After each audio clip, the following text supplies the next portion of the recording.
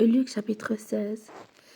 Jésus dit aussi à ses disciples, un homme riche avait un économe qui lui fut dénoncé comme dissipant ses biens. Il l'appela et lui dit, qu'est-ce que j'entends dire de toi? Rends compte de ton administration, car tu ne pourras plus administrer mes biens. L'économe dit en lui-même, que ferai-je, puisque mon maître m'ôte l'administration de ses biens? Travailler à la terre, je ne le puis, mendier, j'en ai honte. Je sais ce que je ferai pour qu'il y ait des gens qui me reçoivent dans leur maison quand je serai destitué de mon emploi, et faisant venir chacun des débiteurs de son maître, il dit au premier, combien dois-tu à mon maître? 100 mesures d'huile, répondit-il, et il lui dit, prends ton billet, assieds-toi vite et écris 50. Il dit ensuite à un autre, et toi, combien dois-tu? 100 mesures de blé, répondit-il, et il lui dit, prends ton billet et écris 80.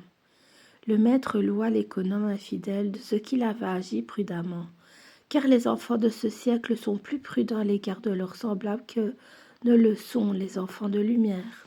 Et moi, je vous dis, faites-vous des amis avec les richesses injustes, pour qu'ils vous reçoivent dans les tabernacles éternels quand vous viendrez à manquer. Celui qui est fidèle dans les moindres choses l'est aussi dans les grandes, et celui qui est injuste dans les moindres choses l'est aussi dans les grandes. Si donc vous n'avez pas été fidèle dans les richesses injustes, qui vous confiera les véritables? Et si vous n'avez pas été fidèle dans ce qui est à autrui, qui vous donnera ce qui est à vous? Nul serviteur ne peut servir deux maîtres, car ou il haïra l'un et aimera l'autre, ou il s'attachera à l'un et méprisera l'autre. Vous ne pouvez servir Dieu et Mammon. Les pharisiens qui étaient avares écoutaient aussi tout cela, et ils se moquaient de lui.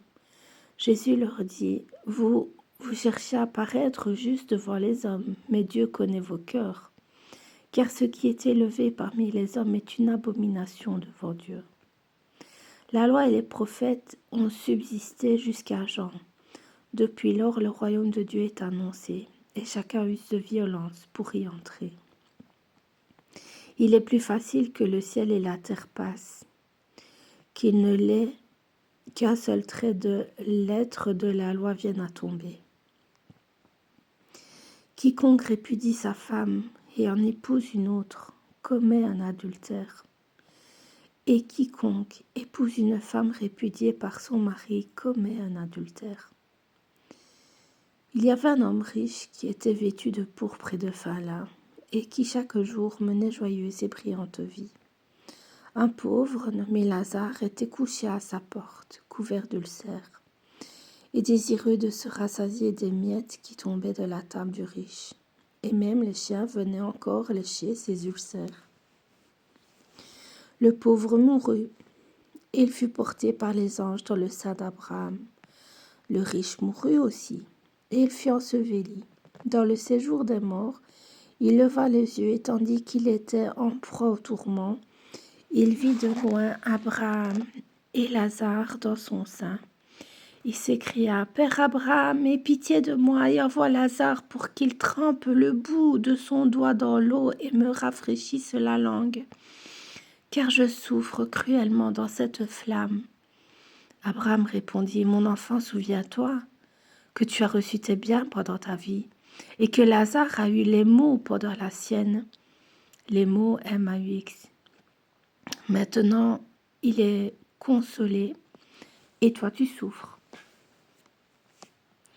D'ailleurs, il y a entre nous et vous un grand abîme, afin que ceux qui voudraient passer d'ici vers vous ou de là vers nous ne puissent le faire. Le riche dit, « Je te prie donc, Père Abraham, d'envoyer Lazare dans la maison de mon père, car j'ai 5 frères. C'est pour qu'il leur atteste ces choses, afin qu'ils ne viennent pas aussi dans ce lieu de tourment. » Abraham répondit, « Ils ont Moïse et les prophètes qui les écoutent. » Et il dit, « Non, Père Abraham, mais si quelqu'un des morts va vers eux, ils se repentiront. Et Abraham lui dit, s'ils n'écoutent pas Moïse et les prophètes, ils ne se laisseront pas persuader quand même quelqu'un des morts ressusciterait.